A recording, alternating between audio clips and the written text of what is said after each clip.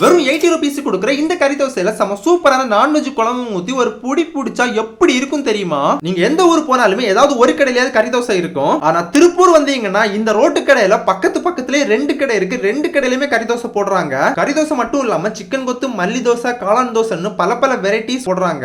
First பக்கத்துல இருந்த தக்சன் மெஸ்ல நான் வந்து ஒரு கறி தோசை சொல்லியிருந்தேன். அவங்களும் பக்காவா ஒரு கறி தோசையை பண்ணி கொடுத்தாங்க. அப்படியே அவங்க கொடுத்த சால்னாயை வச்சு ஒரு பைட் எடுத்து சாப்பிட்டேன். எனக்கு பிடிச்சிருந்துச்சு. அப்படியே ஃபேமஸான இந்த தீரன் மெஸ் வந்தோம்னா இங்க நிறைய வெரைட்டிஸ் வச்சிருப்பாங்க. பிரைஸ் எல்லாமே 2 கடையிலயும் ஈக்குவல் தான். இங்கே ஒரு கறி தோசையை ஆர்டர் பண்ணிட்டேன். அவங்களும் பக்காவா ஒரு கறி தோசையை போட்டு கொடுத்தாங்க. கறி தோசையை கூட ஈஸியா வாங்கிடலாம். ஆனா குழம்பு வாங்குறதா ரொம்ப கஷ்டம் போல இருக்கு. அந்த அளவுக்கு செம கிரௌடாவே இருந்துச்சு. எனக்கு இதை விட ஃபர்ஸ்ட் சாப்பிட்ட கறி தோசை தான் பிடிச்சிருந்துச்சு. இது பெஸ்டா அது பெஸ்டான்னு பார்க்கும்போது எனக்கு அந்த கறி தோசை தான் ரொம்ப பிடிச்சிருந்துச்சு. இந்த தக்சன் அண்ட் தீரன் மெஸ் கரெக்டா எங்க லொகேட் ஆயிருக்குன்னா திருப்பூர் பிஷப் ஸ்கூல் பக்கத்துல இருக்க 60 feet ரோட்ல கனரா பேங்க்கு அப்படி ஆப்போசிட்ல தான் இருக்கு. ஈவினிங் ஒரு 7 to நைட் ஒரு 11 வரைக்கும் ஓபன்ல இருக்கும். பாய்.